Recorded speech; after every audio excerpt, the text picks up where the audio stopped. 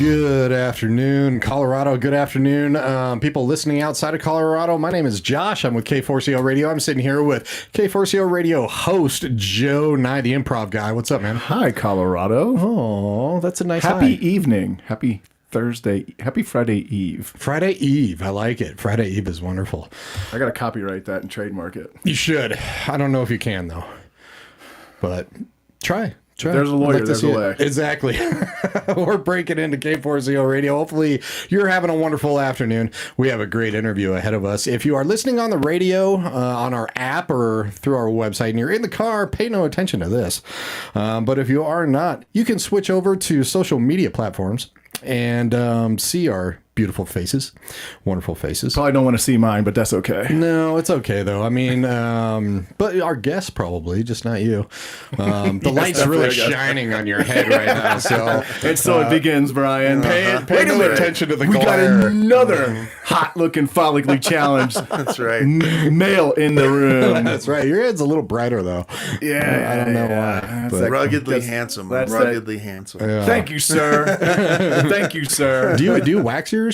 No, but I mean, if it helps me get dates with girls, I'll start doing it. Start doing some turtle wax and stuff like that. No, just a good old shaving cream and razor blade. Oh, I was meaning like the shiny wax, not like to get rid of the hair. No, but that's extra work too, isn't it, Ryan? It's like, we don't need to go through all that extra work. You know, just you could pull the Homer Simpson and go put your head in the Shino Ballo at the bowling alley. I like it. Oh, man. Guess what I'm doing Saturday night? All right. Well, we have a very special guest. Well, you know what?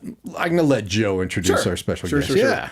I've known Mr. Brian Baltazar for about a year and a half now. Really, really good guy. I was gonna say dude, but I'll say good guy. He is a home inspector, and he's one of the best in Colorado. He's got a fantabulous reputation. If anybody watched and listened to the Megan Atkins, a real estate agent from Compass interview we did a couple months ago, she gave a shout out to Brian, which was probably the impetus for getting Brian on here. Megan, if you're out there listening, thank you again. You're a rock star. Hopefully we'll get you back in here again. Hey, Megs.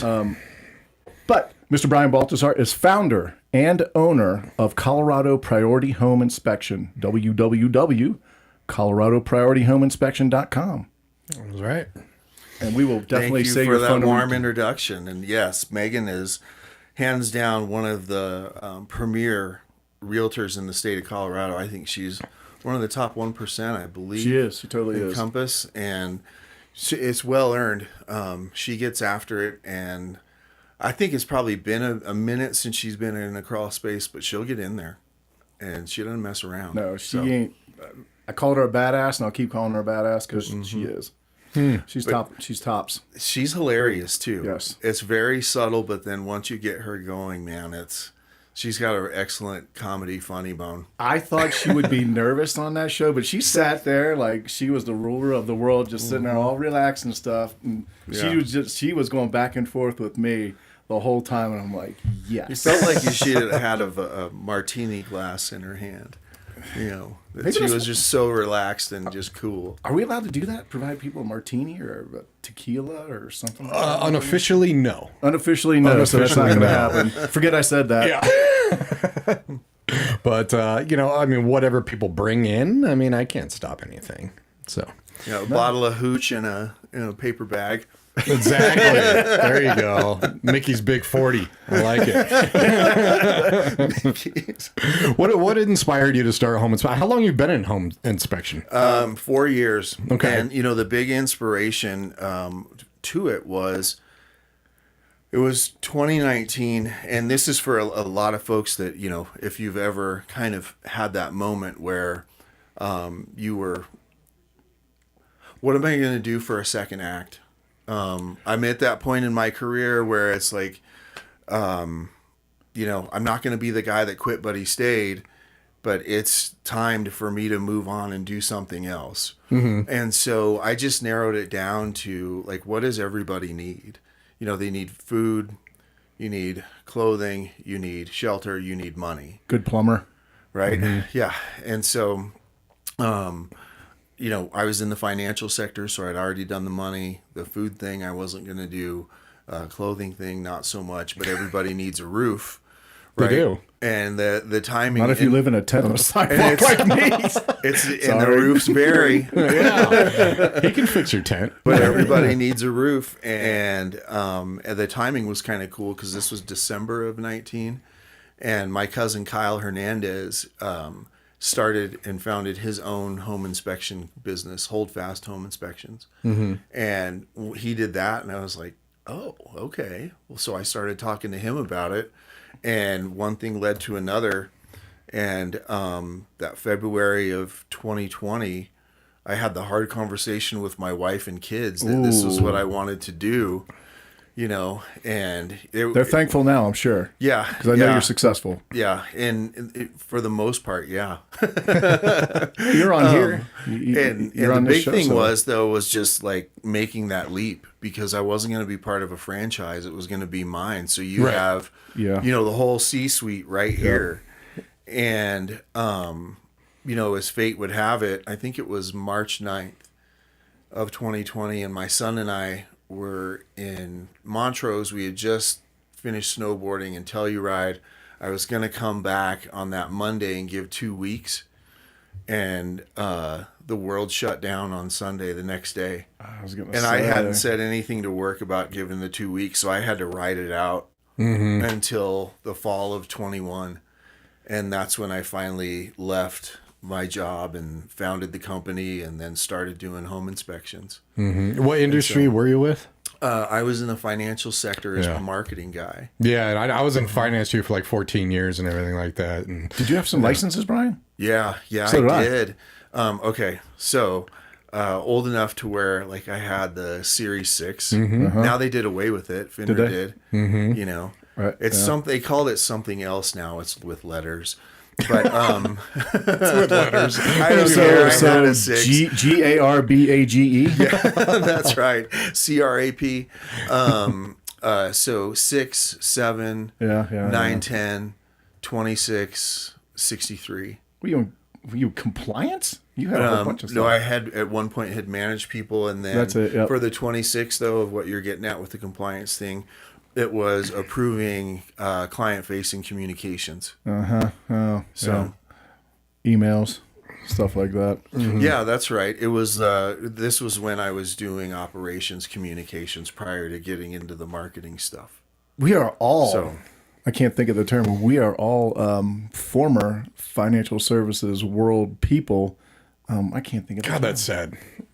Yeah. No, we're in better places. We are in better places now. It's a new low. Exactly. It's a new low, right? Yep.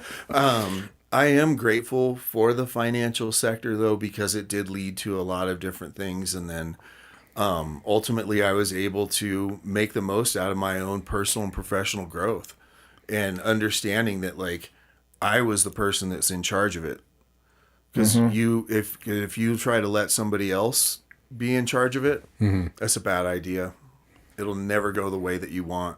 Right. And so that ultimately helped with coming up with the company and founding it and, having a lot of help along the way. But the whole premise of it, with my core values of crisp communication, sound judgment, positive impact to work, not only can you use those for work, you can use them in your personal life.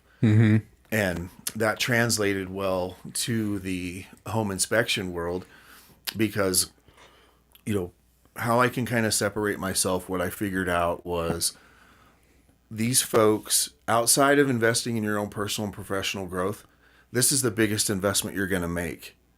So when you've got people walking up and, they're just really tense, or like I always talk to people on the phone if I can, unless they speak Spanish, and my Spanish is terrible. But we always talk on the phone because I want to know, what do you want me to focus on? Right. Why do you, what do you love about this house? And it kind of, truth I never serum. would have expected somebody to ask me, what do you love about this house? Yeah. I never would. I don't know why, but I wouldn't expect that. I can see why. Megan recommends you. Well, the big thing is, it's just you'll have folks who are like, "What? Really? Yeah. What? My reaction, same you thing. know, Mr. or Mrs. Client, the reason I ask that is because sometimes it'll help you remember when you were walking through the house and some of the things that you actually liked, or something that you noticed of the floor slanting right here, or there's a crack, you know, above the window, or something along those lines, because then that lets me say, all right, that's something that I can focus on. Structure is part of the inspection. So, you know, did you notice anywhere else in the home where there was some cracking? When you were standing, you know, in a room, did you notice if it was slanting?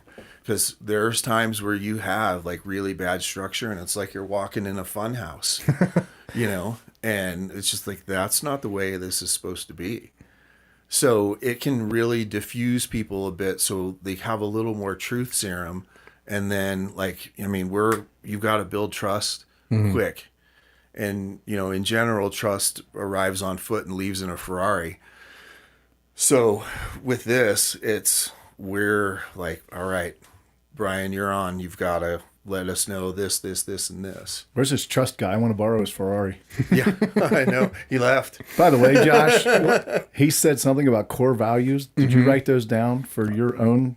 No, not at all. Oh, yeah, steal them. I'm a radio guy, man. My values are a little bit different from somebody who helps people with houses. The only value you have is looking for something on sale at the grocery store, right? Pretty much, and that's hard to come by these days. Goodness, or the liquor store, you know. So, I'm curious though, like when it comes to the home inspection, what is all covered? I mean, you guys basically do top to bottom because you said the flooring, the roof. Yeah, let's just say that it's a single family residential home, right? So roof, like I'll get on the roof, and for the most part though, you know, if I can't, then I don't have my drone license yet, but I've got a ghetto drone, as I call it, of putting my GoPro on a selfie stick. And I wanted to ask you, are there a lot of home inspectors that do not get on roofs, but now I guess nobody needs to because of drones then, right? Yeah, you know, the thing is this, you've got to be very resourceful in this business. And so there are some times where I've got an extension ladder and it'll go up about 40 feet. Oh, wow. And so, you know, what I'll do is just check the property first on Google Earth. Sometimes if I'm not seeing something on Zillow. So then that way I can get on the roof. My preference is to get on it and walk it if I can. And there's some folks, you know, that generally they just won't do it, right? Well, they're afraid of heights, and I don't blame them. Now, the rationale, though, for me with getting on the roof if I can and I'm safe, and I wear roofing boots. And the thing with the roofing boots is when you've got a asphalt roof or a composition roof, when you have foam sole, it's like Velcro on there. I did not know that. Yeah. No. The next time you see roofers working and you see a guy that is sitting or a gal that's sitting on the, you know, close to the edge where the gutters are, and they're on like what looks like, you know, the big foam piece from your couch. Yeah. That's keeping them on there because you don't move. Good. I wish I knew that when I was a kid going up on my roof. Yeah. You were doing the WWF wrestling stuff, Yeah, jumping pretty off, much. jumping off Exactly. football, Skiing off of it, playing everything football off on the the roof, yeah. Daredevil Josh. The inspection starts with that exterior envelope and it starts at the roof, right? So I like to walk it because then you can feel the decking underneath. Because, you know, if you step down and you go in a bit, you know, and this chassis is like 200 pounds, and I don't want to go through. And I don't want to go through the roof. We got to use that. This chassis. That's right. Moderately fit chassis. And you can just go ahead and cue the eye roll from my daughter, her friends, my wife. You know, right Come now. on, Lily. Yeah, that's right. This is your dad. Come on. You know you like your. Come on, Lily. Wife. Yeah, that's right. Wife has more rights, right? She does. But you know, I like to walk the roof, so then that way you can kind of feel just exactly what's going on, and then I like to get up there when it snows and make snow angels. That's cute. I figure my angel's closer to God. So it's more like it's more like an angel than any other angel that's down on the ground. You agree, Jacob? No. No, our producer does not agree. He's not listening. He's freaking sleeping back there. Judge's ruling. No, Yeah. no, Bad Joe. idea, No, Joe. exactly. Bad No, idea. Joe. Looking at the exterior, with the siding, the big thing, sometimes too is like, is that siding, if the home was built, say, in the 30s to the 50s, is that siding asbestos? Mm-hmm. Because then now we got a serious problem with that. And then, Does it have to come down before sale?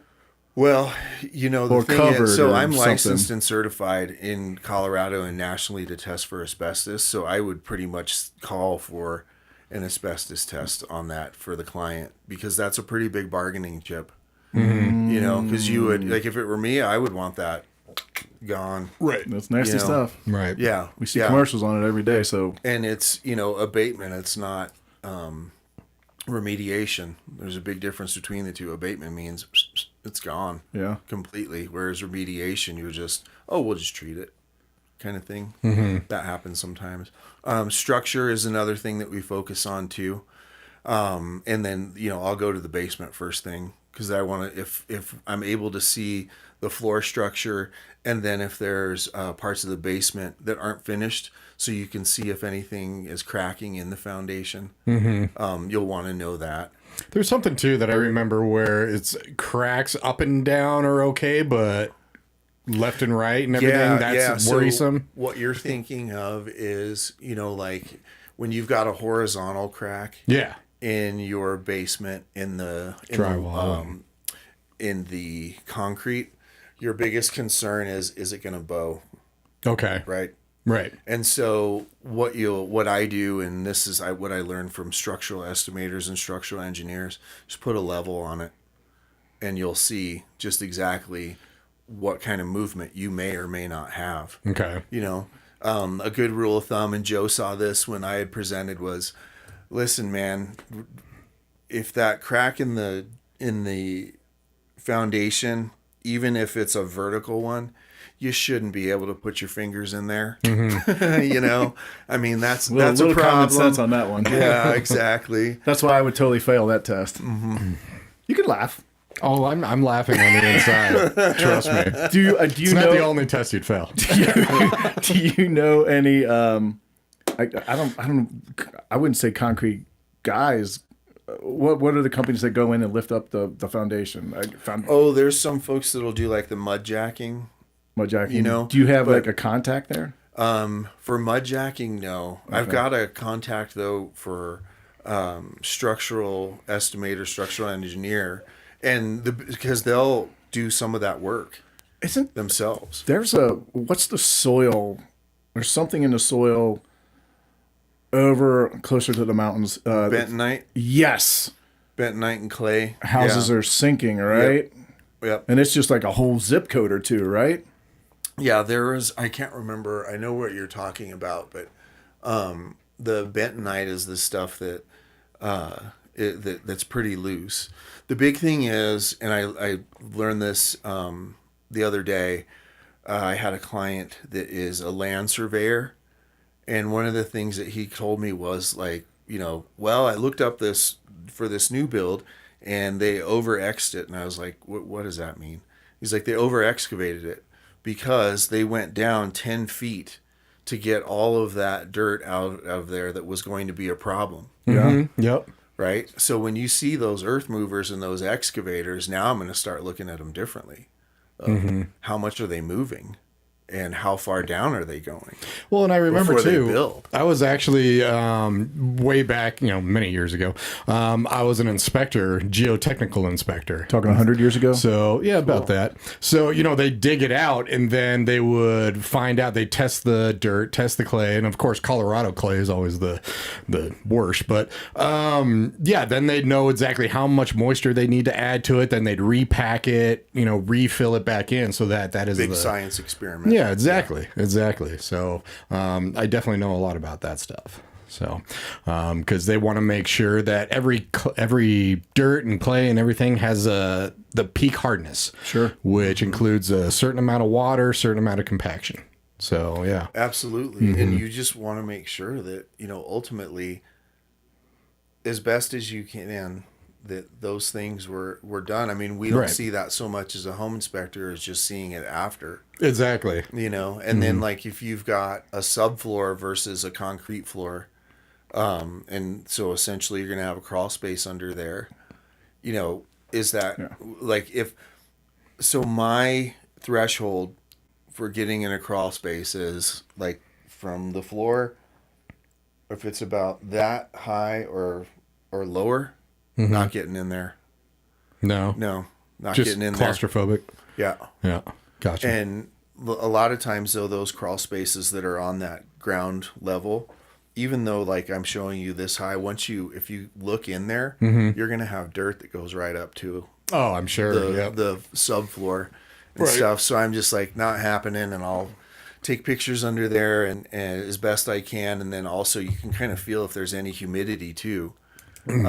Because then there's humidity in Colorado. Yes. Every once in a while. Where? Yes. To Josh's point with Josh made a point. I do. Every once in a while. Write Pay that down, attention. Jacob. was it geothermal? Geotechnical? Geotechnical. Yeah. So you're going to have some water in the ground anyway. Exactly. Which is why you have a lot of these sump pits. Right. But like with what you were doing and the experiment that you were making and, just even groundwater itself, that can make a difference to a lot of people's foundations too. Well, perfect example. When I was Talking an about me again, a inspector- perfect example. Oh God, no, far from it. Perfect example of I am Manliness. I am talking a lot of space though. So that's right. You look like the poster boy for birth control, John. Dude, wait a minute. Okay, Are we cutting it short? it took 32 minutes for you to come up with a whammy. So congratulations. Here's the rule though. You got to have like 5 more whammies before we get done with this thing because Megan Atkins had 10 whammies. Oh, Yeah. jeez. don't worry, it's pretty And easy. He's an open Sarah target. probably had like 20. Yeah, he's an open target. Don't worry about it. But no, I went to this high rise, apartment building and everything like that. We were in the pool area and we were doing some testing. So we would drill concrete cores, round cylinders of concrete. So we drilled down and then we brought it back up. The core fell because there was about 3 feet of space between the dirt and where they poured the concrete over that many years since they poured it. That's So, not good. at Exactly. all. No, it was absolutely That horrible. kind of You said a movement. high rise. Well, it was in the pool area. I mean, so the building wasn't on top of it, but still, we don't know. Yeah. Yeah. And so we had to turn that over to The state. different. Yeah, exactly. So That's scary. you gotta make sure. That's why we, hence the structure part, right? And then from structure, I'll look at HVAC with the furnace, and then central air conditioner as well. But right now with the central AC, I can't run it because it's under 60 degrees and you'll freeze things. And I don't want to buy anybody a new central air conditioning system. They're not cheap. no, they're not. We look at electrical. Come on, Brian. I know. But I need more output than to be able to do that. Electrical. Me personally, I like to take the cover off the main panel and the sub panel. Sometimes they call it the dead front. So you can look at all the wiring behind the panel. Yep. Because you could have aluminum wiring. Yeah. And for the folks out there, what that means is, with aluminum before they went to copper. Go ahead. What years was that aluminum? I've had 2 master electricians tell me this almost verbatim, and it's primarily between 1968 and 1974 of when you'll see it. Yep. And that's held up because I had a few homes of 69, 72, and 73 that all had aluminum wiring at one point, But for folks out there, if you don't know with the aluminum wiring and why you want copper instead is with aluminum wiring, it'll expand and contract. And sure, copper does, but not to the extent that aluminum wiring will. Okay. Okay, so then the danger lies in is this, an arc flash. So you've got an aluminum wire that's in a breaker, right? And let's say that it's like a 30 amp, which could power a dryer, right? So big stuff in the house. Yeah, or just depending on the size of the lug. But let's say that it's, a 30 amp and it's not braided. And then you turn it on, it gets hot, turn it off, it gets cool, and it starts to shrink, and then it could move a little bit. So now it's not making good contact. So then you go and you try to flip the switch and turn the power on to reach out to that. Then that's when it's going to arc flash. Well, here's my stupid question. If you find that in one of those houses, is the seller required to go in and get all that aluminum wire replaced, or like is there any kind of fix for it? Yeah, so like for me, I'm basically like your primary care physician. So once I see that, I'm referring you to a specialist, which would be an electrician, licensed, certified, and insured electrician, right? But to answer your question, we would want that to be evaluated. The other part is you could do some pigtailing and go to every outlet and every light receptacle and install, piece of copper. So you don't have to worry about the wire. You don't have to worry about like 95% of the wire. You just need to worry about the end of the either end of the aluminum wire. Where it's making contact. It's open, where it's making contact. That's where it's doing most of it's expanding and contracting. Yeah. Okay. All right. Yeah. And so that's like the big electrical thing. The other part too with electrical is when you see somebody that's done like a bro deal.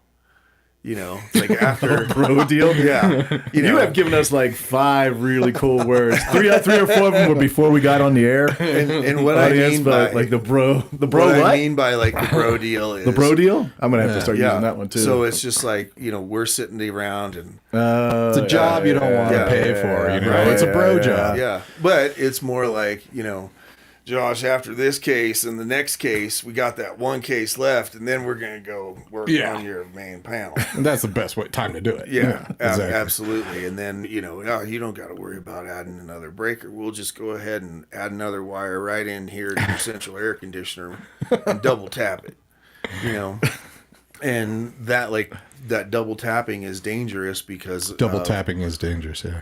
Yeah, and so many different ways. I saw the movie Zombieland Double Tap. that should be a warning to everybody. Good movie. You do the double tap with your electric, you will be a zombie. That's the only way you're going to be walking around. So no double tapping. That's right. Be careful of the double tap. But looking for stuff like that where it's not done by an electrician, right? A professional. Yeah, exactly. Yeah. So the electrical, the plumbing. The big thing there is. How old is the house? Because if you have galvanized pipe, that stuff rots on the inside and it just closes up like that, and you don't know until you've got a problem. Right. And so we were talking earlier about having a thermal camera, and I use that on every inspection. That helps me with that galvanized pipe because you can see, I'll run the hot water and you can see where the hot water is running through in there. And just how cloudy that pipe is and how rotted out it is on the inside. It's amazing the tech that you got.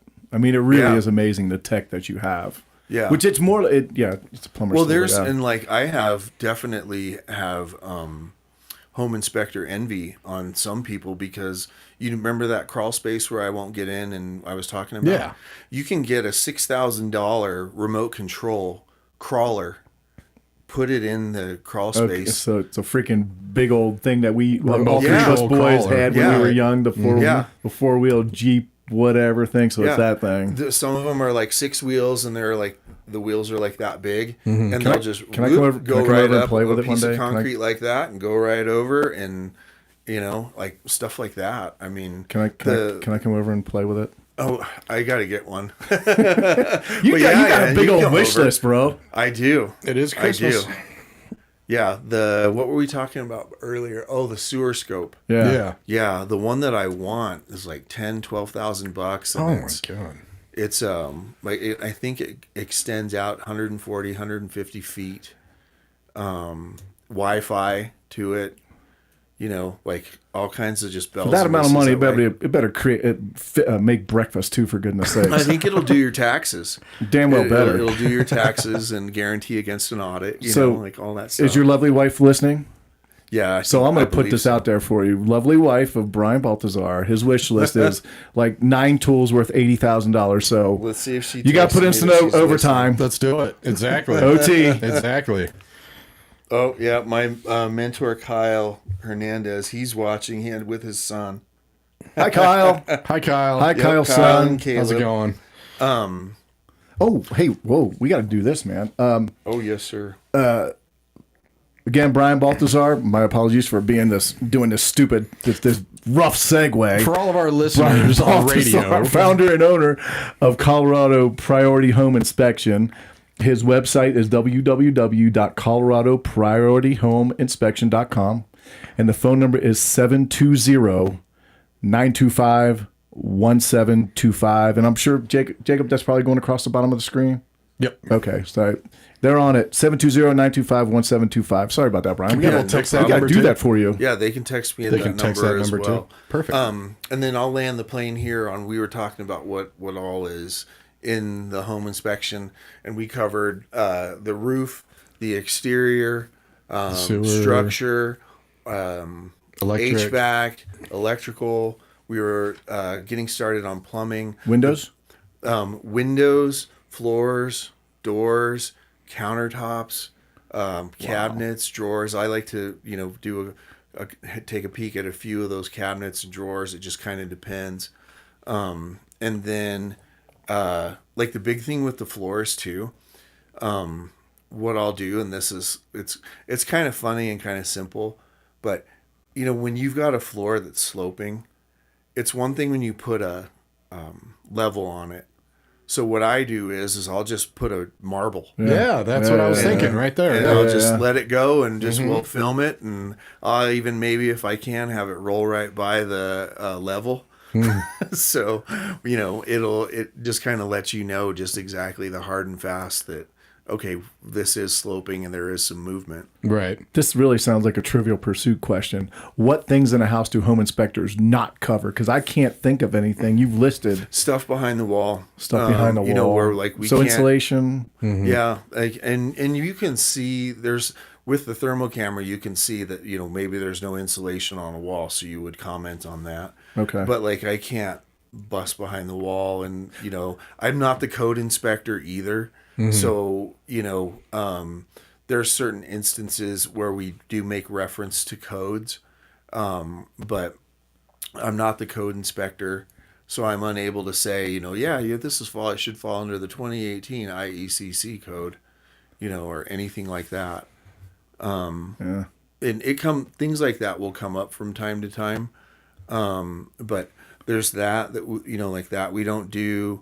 I can't dig up your Sprinkler sewer line. systems, sewer lines. Yeah, Yeah. any of that.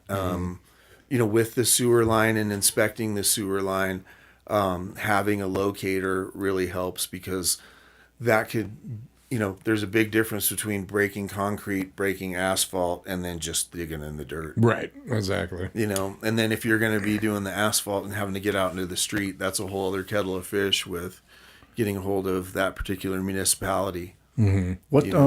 What are some of the myths that are associated with being a home inspector? That we're out to kill the deal. I've never heard that. Yeah. And I've sold two homes in my life, but I've never heard that. Yeah. So, When I first started, I had somebody say, Brian, you're not here to kill the deal, are you?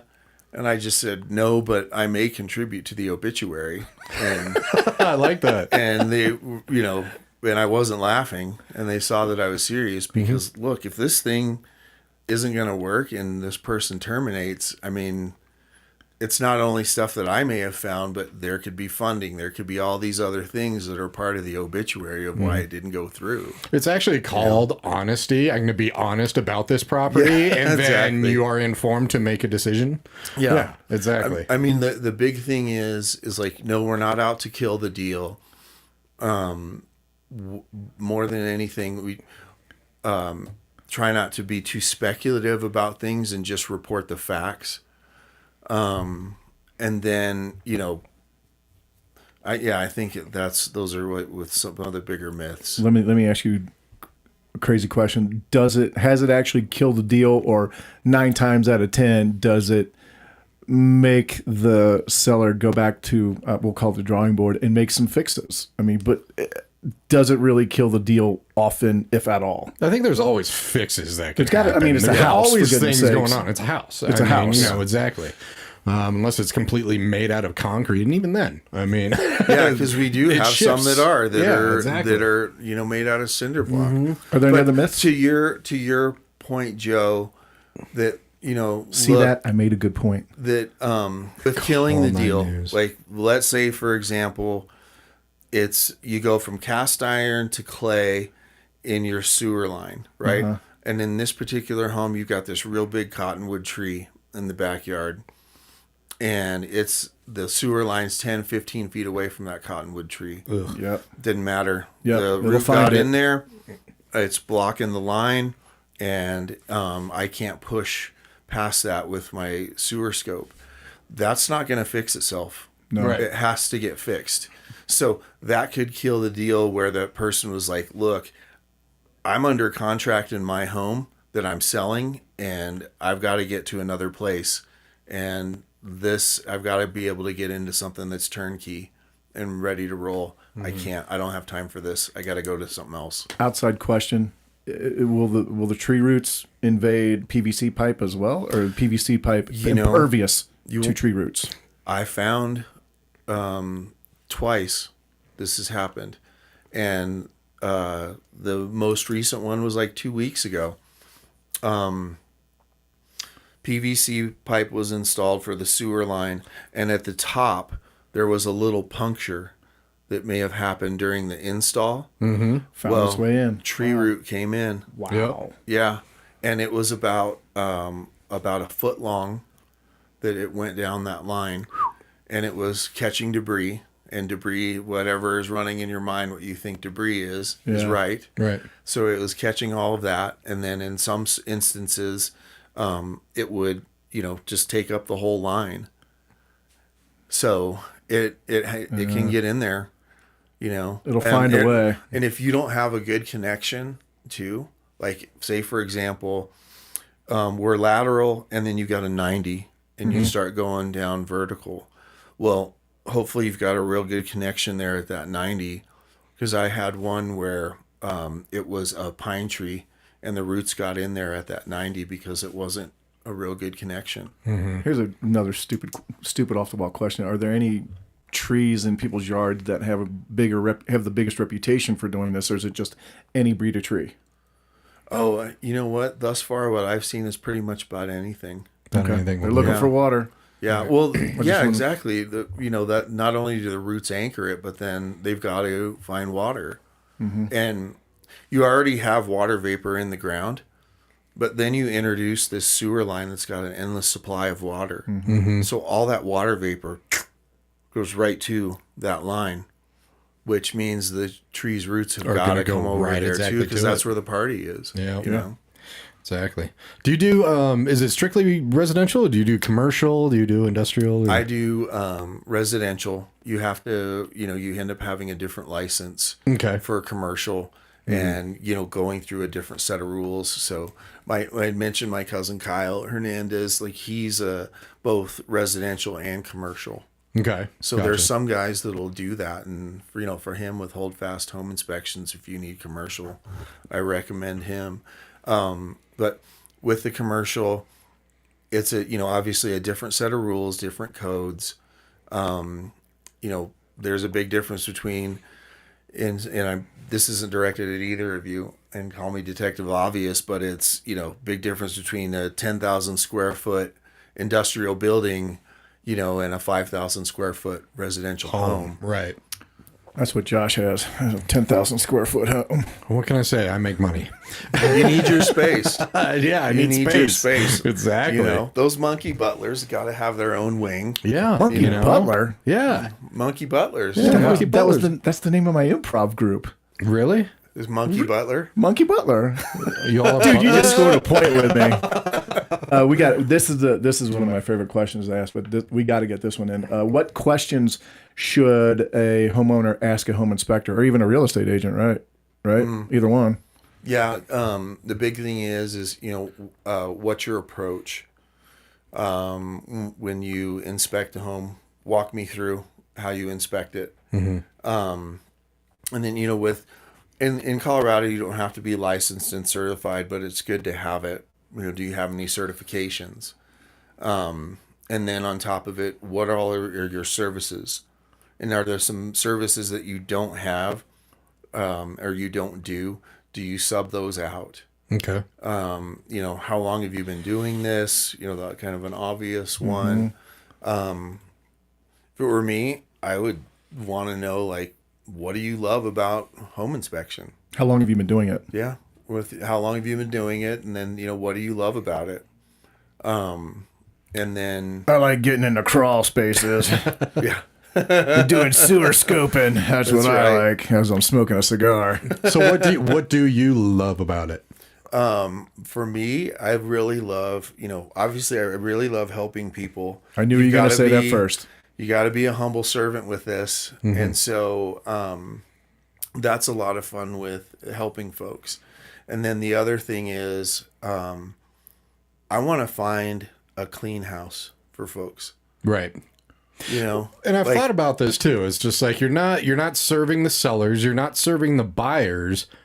You have to be very impartial on both sides, right? Well, you're if just I'm- basically looking at the house. if I'm there for the buyer, you know, they're my priority. Because if I do find deficiencies, Right. those are bargaining chips for them with the seller. Right. Gotcha. So it's, you know, and I can only take what the house gives me on that day. Right.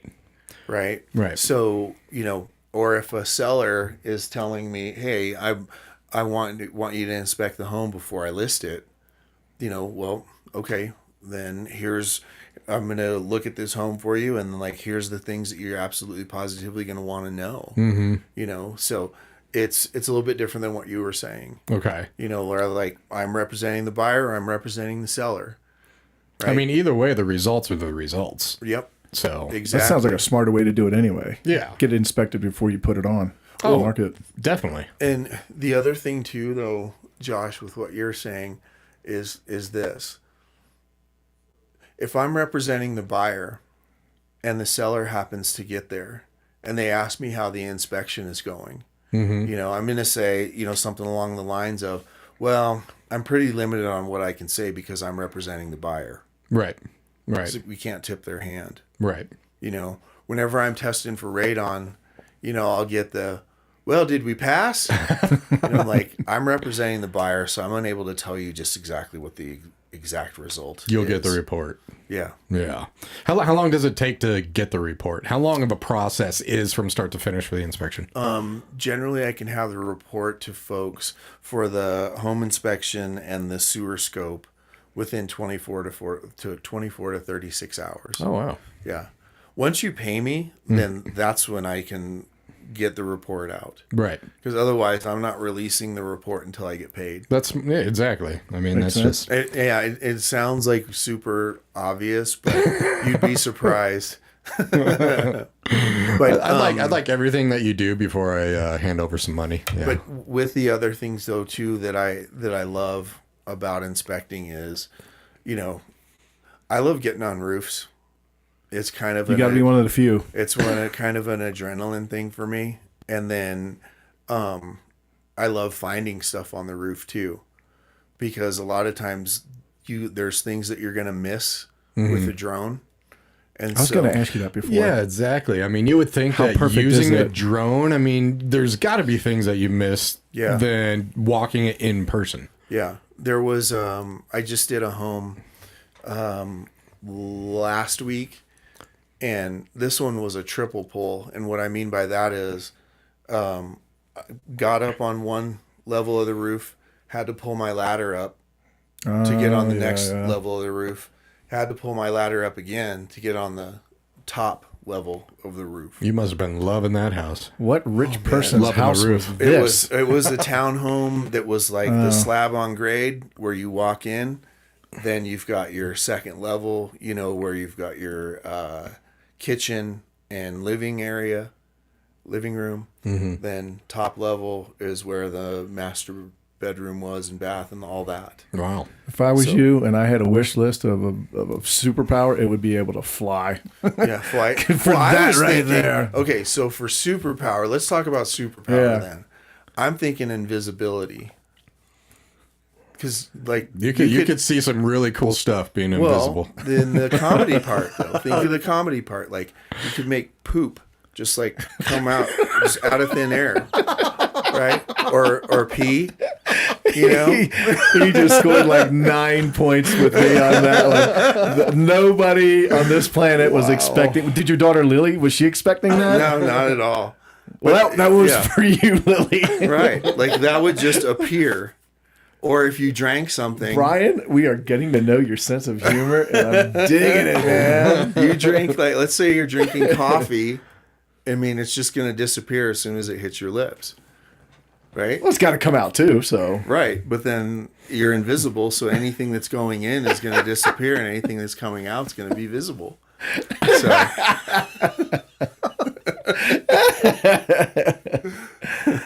Yeah, bro. Wow. Yeah, I love it. You were not expecting that one. Now that's toilet humor. I love it.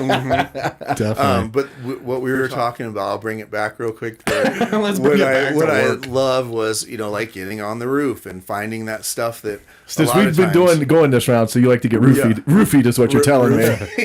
That's terrible. I was going to say that 5 minutes ago, but since you opened the door with the poop joke, man. I'm just reminded of Hangover. Shouldn't they be Florries? They'd be Florries. I got to rewatch that movie. What's on the floor? 1, 2, or 3? One. One? Yeah. My pager can't get a signal in here. Is there a spot where I can go? That was in The Hangover. Oh, yeah. Yeah. Zach Galifianakis, when he had his pager. Mm-hmm. I miss pagers. I really do. Sorry. Well, I mean, we're old enough to remember pagers. Exactly. Too. Oh, it was great. Phone booth, too. I can't stand cell phones because people know you have a cell phone. They know that you have it on you. Don't Everybody answer has it. a cell phone on you. Don't answer it. Yeah, but the biggest thing is just like when somebody's calling, you never swipe, no, I'm not going to answer it, because people know you do that because it goes straight to voicemail. Mm-hmm. Just let it ring. You could be saving somebody's life for doing a really great interview with like the city's best home inspector. People would not call me to save their life. They just would not. You're right. Why not, Josh? Because I wouldn't answer, no. Don't call him. He'll just roll right to voicemail. Yeah. Exactly. Text me if it's important. I'm dying. You got a question, bro?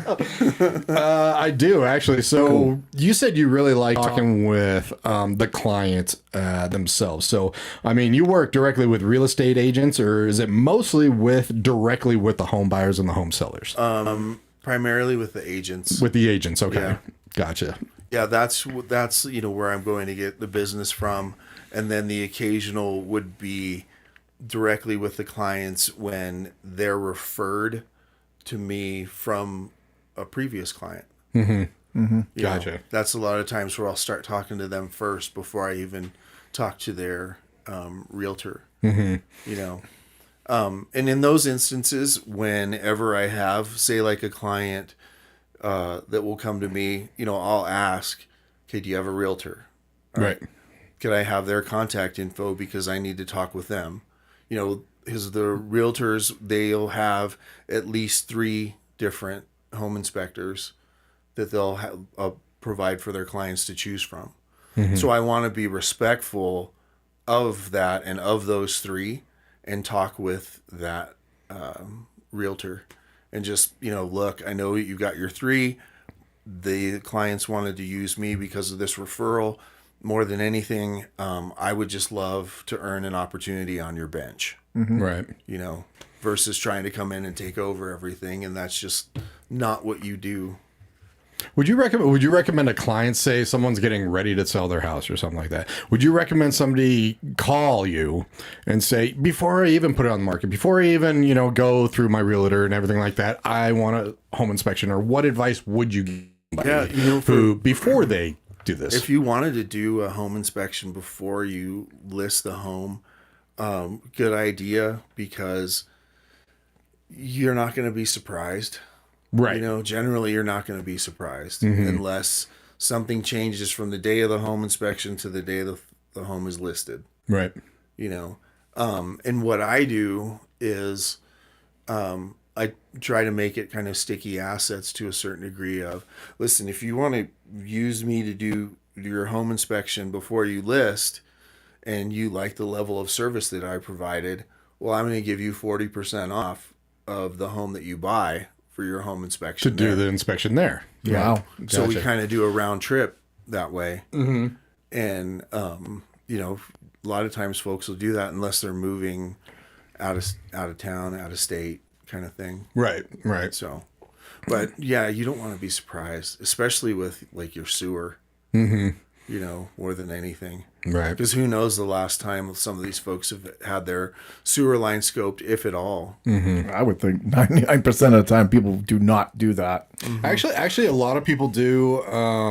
My neighbors and everything. I live in one of those neighborhoods where you have to kind of get it cleaned out every few years because they're built in the 70s, late 70s, and you have to get it scoped and then just kind of cleaned out every few years.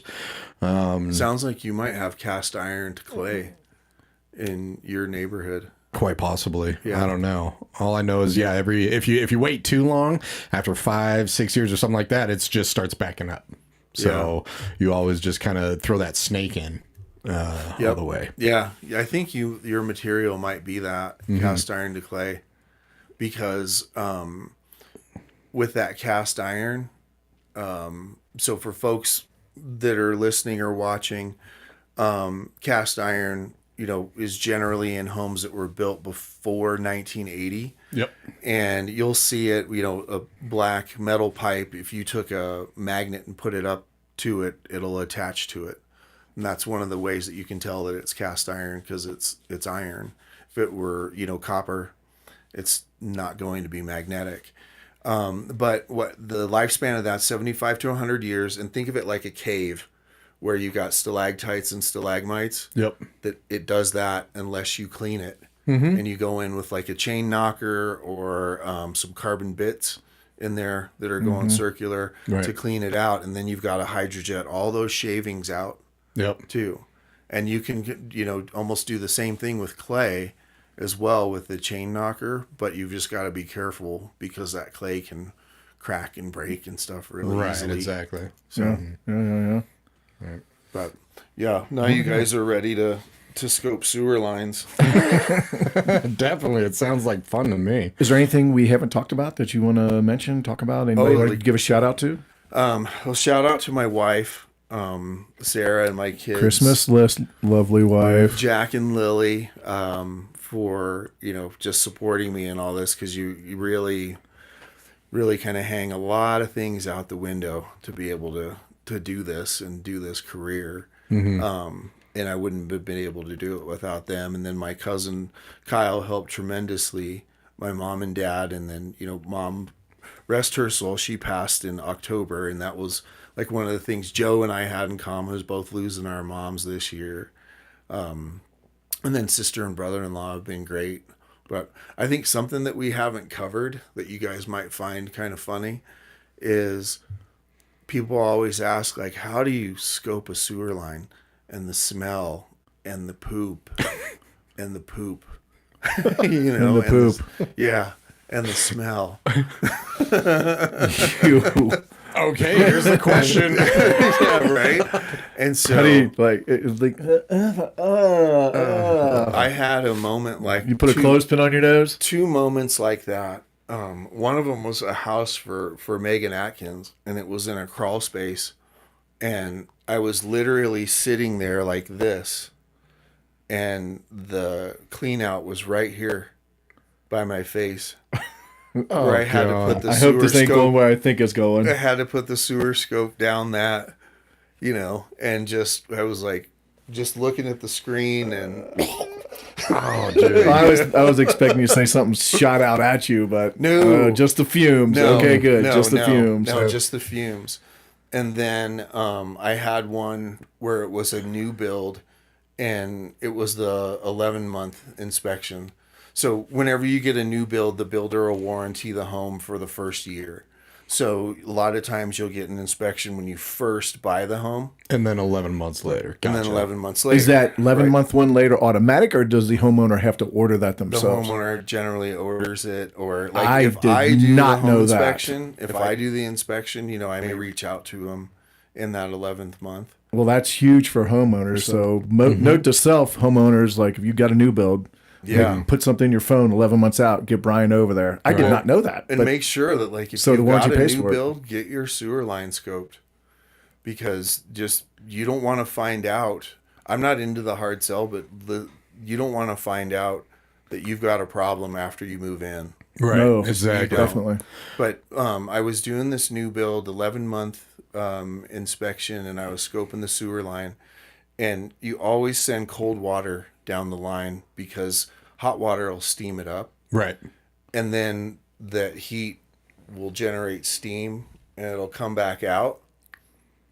And so I was going through, and I was pushing my camera, and I could see it starts fogging up, and then the smell hit me, from like the steam and that combo of that, and and I was just kind of one of those, like when in Weird Science, when they come home and Chet was like, he pukes, you die, and he fakes like he's Chet gonna was puke. also a pile of crap. Oh yeah. Miss you, Bill Paxton. Miss you, Bill Yeah, Paxton. yeah, exactly.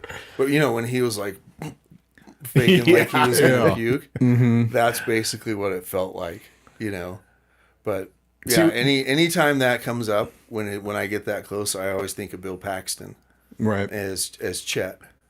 Do you have power partners that you refer to, like HVAC, plumber, Yeah. electrician, stuff like that? Yeah. Like And- for HVAC, it's Mighty Pine, And that's Judd Robertson? Judd Robertson, and then for roofing, Above and Beyond Restoration. Yep. Mark Emsbach and his son Michael, and then because like I can't, the roofer that I work for too, I can't refer them because it's conflict of interest when I'm doing the home inspection. Sure. And then plumbing, Dakota and Courtney at Arise Plumbing. Gotcha. For structural, Pinnacle Structure. They're awesome. You can get a structural estimator there. Who else were we saying? Plumber. What about any modelers? Maybe you wouldn't. Say that again? Remodelers, maybe? Oh, my guy Brian Schaffelbein for general contracting, because they do a lot of remodeling and renovation. And then Joe Treffry is another one. Jojo. Joey Jojo Jr. Shabadoo. Yeah. He is awesome for remodeling. And then for remediation, Pete Fellner with Paul Davis. For like the times Pistol that Pete. you've got mold, and then Abbott's for asbestos abatement. Travis Chansey, he's just awesome. Flooring, Jasmine, and it's Flooring International. I'm trying to remember the name of her company. I think I can look it up. Hold Yeah. on just a sec. Dun. Definitely a good one to go to for cleaning air ducts, Parker air ducts, for a lot of junk removal, J-Dog junk removal. Floor and covering, Keaton- floor coverings international Floor with Jasmine. Coverings International. Thank Yeah, you. got to mention good old Jimmy Hamilton and Yep. Keaton over at Parker Duct and J-Dog Junk Removal. Mm-hmm. Absolutely. Erin Gaskins, she does an amazing job with the organization. Yeah. She did an interview here Yeah. a couple months ago. She's wicked smart. Yeah. And then I'm thinking, some other folks. I don't have anybody for, say, like insulation, for attic insulation or just insulation of a home. You know, I wanted to ask you, I saw something a few weeks ago about attic insulation, the pink stuff that's still good to go, but do people need to be, I don't know, not warned, but the other kind of the blowing installation, stuff like that, is there kind of could be a bad history with that in terms of if it gets wet, it seeps into the ceiling joists and stuff like that? Have you heard anything like that? Oh, I haven't heard anything like that. I thought you were going to go down the path of like the rock wool insulation from the 60s and early 70s where that was asbestos, or vermiculite, which is asbestos as well. But I haven't heard that about, with it getting wet and then it attaching. It's very dry in Colorado anyway, so. Yeah. Yeah. And then, like but with that insulation that I was mentioning, like the rock wool and the vermiculite, that stuff's still around. I got one. What about pest removal? Oh, have you ever had? Got a card from somebody. I can make a shout out. Do it.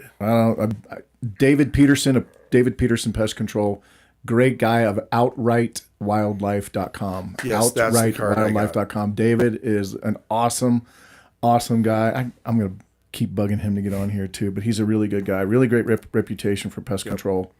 I've got a rule about getting into crawl spaces and attics is, I'll pop my head up in the attic and I'll take my flashlight and flash 360. Because if I see eyes staring back at me, I'm out. And lather, rinse, repeat for the crawl space. It was probably me one time looking for a home. I have a funny story. At one point, I had a raccoon up in my attic, and so I was going up there. They're so destructive. Oh yeah, I was going up there. I had my motorcycle helmet on. I had my Glock. I was gonna say a bazooka. Yeah, exactly. It was bad. It was funny, but yeah, he did get out and everything like that. I didn't have to shoot him or anything. But Glock 19, 17. My Glock 19. 19. Yeah. So, but yeah, just like, poor little Rocky lights raccoon. there, motorcycle helmet, they're they're terrible. Oh god, I bet they are. Yeah, they're evil. They're nasty little animals, man. Yeah. The cutest stuffed animals, but so I've had an instance where I've been in 3 attics where they've been in, and all the damage is consistent with what they do, and just poop everywhere and tear up all that insulation. And then, God forbid, you've got HVAC system up there for your duct work, and because that's usually going to be actually plastic, those tubes. Are there, other than noise up there, are there any other clues that critters up in the attic people can listen for, smell for, or look for, or whatever for, to let them know that there might be something up there? What you can do is just from the exterior as preventative. Sure. There's spots on your roof where it comes down, and then let's say you've got a gable roof, right? And then at the front of it, at your garage, you got maybe a piece of the roof that goes up like this. You've got a point right here that's an access point right there where those two roofs meet, where you could have something go in, an unwanted guest. So you can have this stuff that's called bird stop kind of flashing, put in there and have that installed, and you don't have to worry about it anymore. So preventative on the exterior, boom, right there. But you could look for that. So other than hearing them up there, is there any other clues that homeowners can kind of watch out for to think maybe there's something up there? Or is that just really it? Just hearing something? Is that the only clue? Primarily hearing something, yeah. And then going up there, if you go up there and you see, insulation just kind of shredded a little bit, like, okay, there's a clue. Making a home. You'll smell Making a home. Yeah, it'll smell. The smell, like the raccoon pee, it's awful smell, and it's pretty distinct. It's almost as bad as yours. Yeah. thick brown slow stream. Right? Thank you, man. Thank you. We got to end here in a couple minutes. We're ending on a freaking high note. You have a big prostate problem. A raccoon with a prostate problem, or That's a good spot to end right there. Yeah. I guess we're about done, right? Yeah. Yeah, we are. Let me do my spiel. So, more than anything, to the audience out there, thank you very much for listening. Thank you, thank you, thank you. We know that you could be doing 10 other things out there today, but you decided to join us. So from the bottom of our hearts, we appreciate it. Once again, Brian Baltazar, founder and owner of Colorado Priority Home Inspection, www.coloradopriorityhomeinspection.com. Phone number 720-925-1725.